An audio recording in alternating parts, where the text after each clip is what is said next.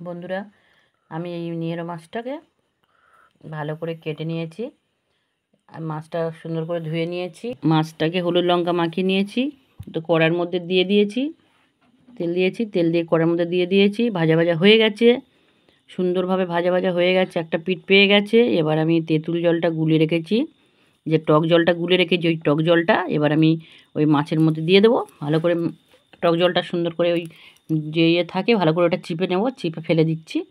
ওটা সুন্দর করে চিপে ফেলে দিয়ে ওই জলটা নেব, পরিমাণ মতো জলটা নেব। ওই জলটা নিয়ে আমি ওই যে মাছটা ভাজা ভাজা হয়ে গেছে, এবার সুন্দর করে হয়ে গেছে ভাজা, এবার ওর উপরে আমি ওই তেঁতুল জলটা দিয়ে দেবো, টক জলটা দিয়ে দিলাম। এবার দেখো আমি তেঁতুল দিয়ে করলাম, আপনারা আমড়া দিয়েও করতে পারেন, অন্য টক দিয়েও করতে পারেন।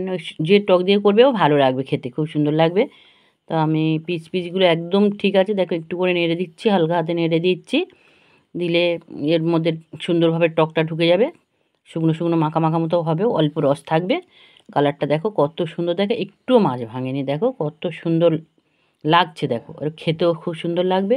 এবার আমি মাছটাকে আমি 5-10 মিনিট ফুটতে দিলাম, যে ফুটবে 5-10 মিনিট, তবে ঝাল নুন ঢুকবে, তবে খেতে সুন্দর লাগবে খেতে।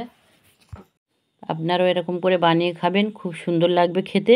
একবার বানিয়ে খেয়ে দেখবেন কত সুন্দর লাগে খেতে, এই দিয়ে ভাত খাওয়া হয়ে যাবে। এই মাছটা খুব সুস্বাদু মাছ, খুব উপকারী মাছ। এই মাছটা আমরা তো লটিয়া মাছ বলি, তোমরা ওখানে কী নামে চেনো আমাকে কমেন্ট করে জানাবে। মাছটা আমার হয়ে এসছে, দেখো বন্ধুরা, একটা মাছ কিন্তু ভাঙেনি। মাছটা খুব সুন্দরই মাছ, খুব ভালো খেতে লাগে এই মাছটা। তা মাছটা এবার আমার হয়ে এসছে।